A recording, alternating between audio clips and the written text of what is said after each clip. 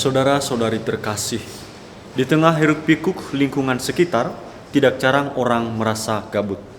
Gabut diartikan sebagai kondisi seseorang yang tidak atau malas melakukan apa-apa. Biasanya orang yang gabut akan merasa bosan dan bad mood.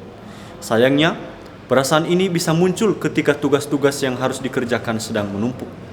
Tentunya kita tidak ingin larut dalam perasaan tersebut.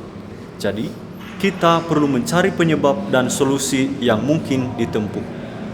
Rasa gabut bisa muncul ketika kita mengalami kekeringan rohani.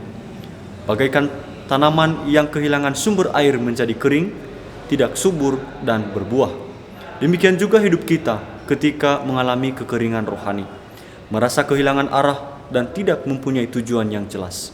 Bukan hanya malas berkorban untuk orang lain, tetapi juga tidak berniat melaksanakan aktivitas demi kebaikan diri kita sendiri.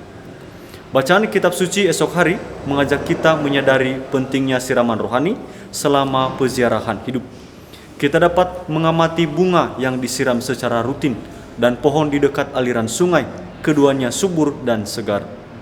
Nubuat Yehezkiel mengatakan, di tengah aliran sungai tumbuh bermacam-macam pohon yang daunnya tidak layu dan berbuah tiada habisnya. Tiap bulan ada lagi buahnya yang baru, sebab pohon-pohon itu mendapat aliran sungai dari tempat kudus. Buahnya menjadi makanan dan daunnya menjadi obat. Kehidupan dan kesuburan yang didapat melalui aliran air sebenarnya berasal dari Tuhan yang Maha Pencipta. Seperti dikisahkan penginjil Yohanes bahwa banyak orang turun ke air kolam untuk sembuh dari penyakit. Mereka memang sembuh, tetapi mungkin tidak sadar bahwa sumber kesembuhan bukan air, melainkan Tuhan sendiri.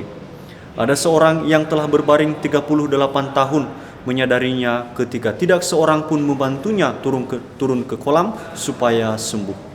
Yesus sendiri menyuruhnya berdiri dan seketika ia sembuh. Kisahnya menjadi pertanda bagi kita bahwa air hanya sarana yang dipakai Allah untuk memberi kesembuhan baik jasmani maupun rohani. Masa Prapaskah ini menjadi kesempatan bagi kita untuk disegarkan secara rohani.